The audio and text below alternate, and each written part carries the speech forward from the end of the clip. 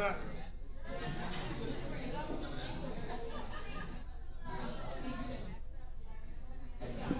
Okay, welcome back, Baltimore. Welcome back. I want to introduce everybody to my first guest. Today we have Miss Ava Ross, the founder of Tabula Rasa Domestic Violence.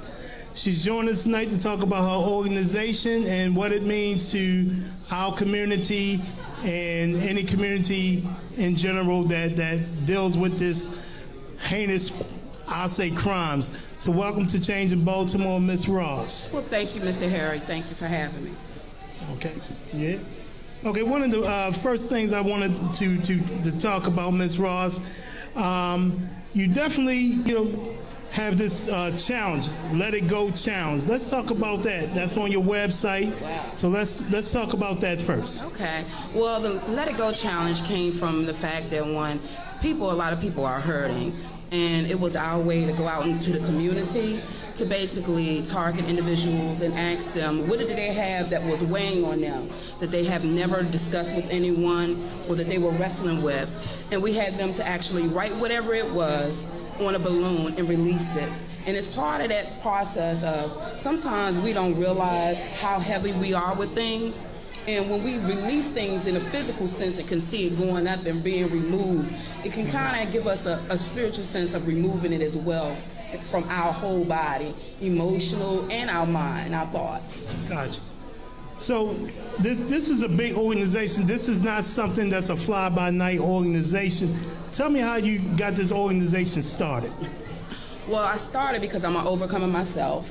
I was married for 27 years when my husband decided he was going to take my life. One night he stabbed me twice in my back while I was in bed. I did not plan on actually doing anything, but one day one of my friends, my intimate partner, he stated to me, he said, "Did you ever think that God wanted you to do something with domestic violence?" And so I sat down and I began to write the plan out.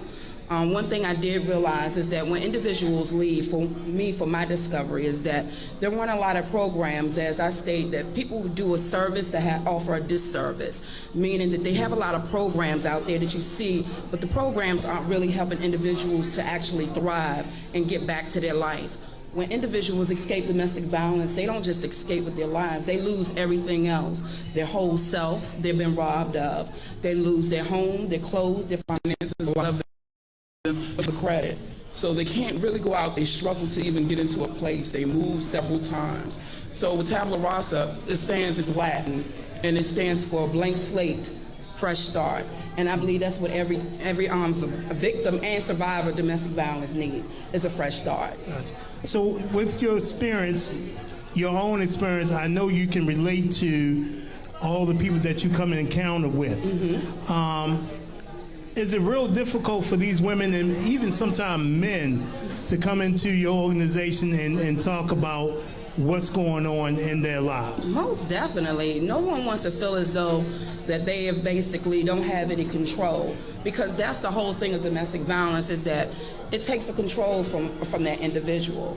They feel ashamed that they've been beaten, abused, physically, mentally, emotionally, spiritually, and it's not something easily that they want to talk about, and especially when you have people of different calibers of positions.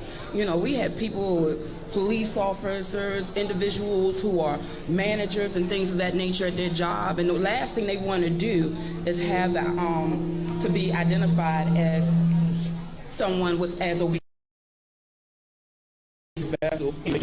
Good. So is it more prominent in the African American community, or are you seeing it all over? It's all over, but it is more prominent within the African American families. One of the things that we talk about on this show is the youth. Mm-hmm. And I think some of the anger that our youth have has to do with what they see as children. Most definitely. Do you really agree that some of this anger where they can't, I guess, help their moms or their grandmoms or their aunts out with that situation, do you think that affects them inside of the community where they have so much pent-up frustration? Most definitely, because if they don't have a way or are either directed in a healthy way of how to release that anger, then most definitely they need to put it out somewhere. They can't communicate with their parents at home. They can't get out what needs to be stated. Nobody is really hearing them. So of course, when they go out in the community, yes, they do use violence. Okay.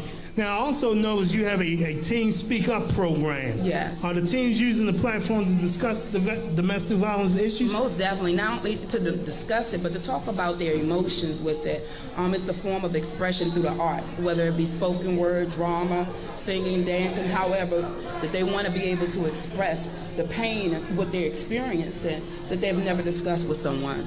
Yeah. So are they really open to that dialogue? Because I know it's a lot of dialogue that dealing with our teens, they try to keep it in. They keep all that hurt and that pain and that built-up frustration in. So is it really hard to get it out of these kids? No, because if you really think about it, one of the major things for our teens today is really poems, music, songs. So when they be able to listen to a song, sometimes they'll listen to that song because that song is really expressing how they're feeling on the inside.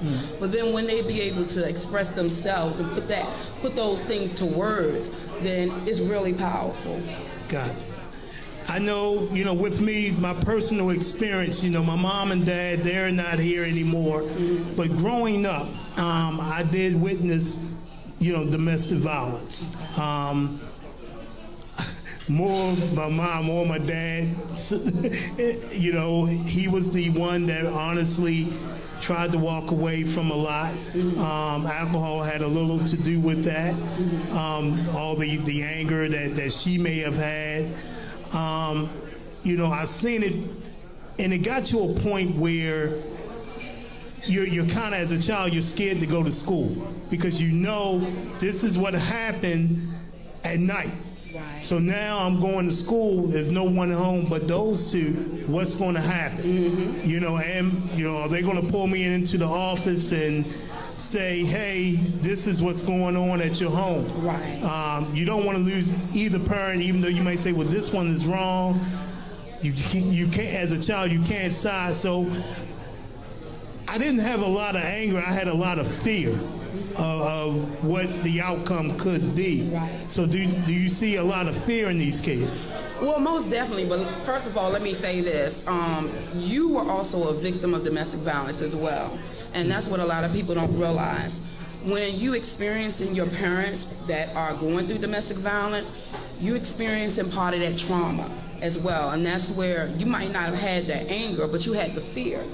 And because of those things that are unresolved within individuals' lives, there are certain things that you probably can look back on and see that they were triggers for you. That you didn't like. You probably didn't like confrontation. You probably didn't like to hear people arguing and fussing and things of that nature. Those things become triggers. So yes, it does. It affects them in so many different ways. It depends on the person. Not everyone is affected the same way. But most of the time, you get children, they may want to buff up, especially little boys, to protect their parents. And the one thing is that a parent should never put their child or allow their child to be placed in a position where they become the one that have to do the protecting. That's not their responsibility. It's the responsibility of the parent to be the gatekeeper, to keep all of that out. Gotcha. Ms. Ava, what social media handles that you have, and how can people actually reach your organization if they're in distress? Well, we have a Tabula Rasa, which is Tabula, Tabularasa DV, which is this Tabula Rasa DV. And they can actually, if they want to contact us, they can contact us via phone at 240-720-7868. Once again, that's 240-720-7868. Or if they want to go to our website, they can just go to www.escapedvnow.com. That's www.escapedvnow.com. Ms. Ava, thank you. Thank you so much for coming on Changing the Baltimore. We definitely want to stay in touch because I think you have something that this community really, truly needs. We're trying to change what goes on with our youth and our families, because without good families, our youth cannot be good. So I want to thank you for coming on Changing Baltimore. We'll definitely be in touch. Thank you. And we will be back at this short break with segment 2. Thank you. Thank you.